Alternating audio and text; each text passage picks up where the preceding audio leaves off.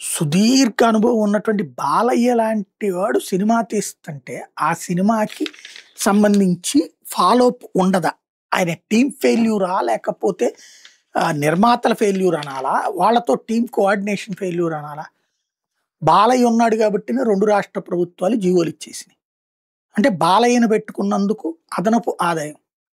Extra shows, రూ. 600 ticket, ఆ తర్వాత టికెట్ల రేట్ల పెంపు.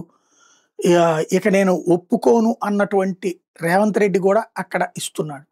అంత భారీ ఎత్తున జరిగాక, ఇంకొక 2 గంటల్లో సినిమా స్క్రీన్ మీద చూద్దామని ఆశగా దేశ విదేశాల్లో ఎదురు చూస్తుండగా, రకరకాలు మళ్ళీపోయినాయి. ఆ స్టేట్‌మెంట్లు కూడా గందరగోళం. ఒకసారి ఇండియాలో మొత్తం ఆపారు. ఓన్లీ ప్రీమియర్‌లే. రేపు పొద్దున షోలొస్తాయి. అబ్రాడ్‌లో వస్తుంది. మళ్ళీ అది ఆపారు. ఆ తర్వాత అసలు టికెట్ రిలీజు ఆపారు రాత్రికి. ఇంత గందరగోళం ఎందుకొచ్చింది? సమన్వయ లోపం ఎవరిది? నిర్మాతలదా? సినిమాకి సంబంధించిన ప్రచార టీమ్‌దా?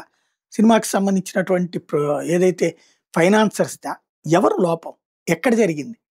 ప్రతి ఒక్క బాలయ్య వీరాభిమాని కూడా, బాలయ్య వీరాభిమానే కాదు, బాలయ్య సగటు అభిమాని కూడా ఈ పరిస్థితిని అంగీకరించరు. ఎందుకంటే ఆయన తప్పేం లేదు.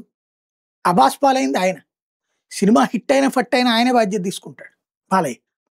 అలాంటిది అందులో ఇద్దరు బోయపాటి వీళ్ళ కాంబినేషన్ అంటేనే అదిరిపోయేటటువంటి కాంబినేషన్.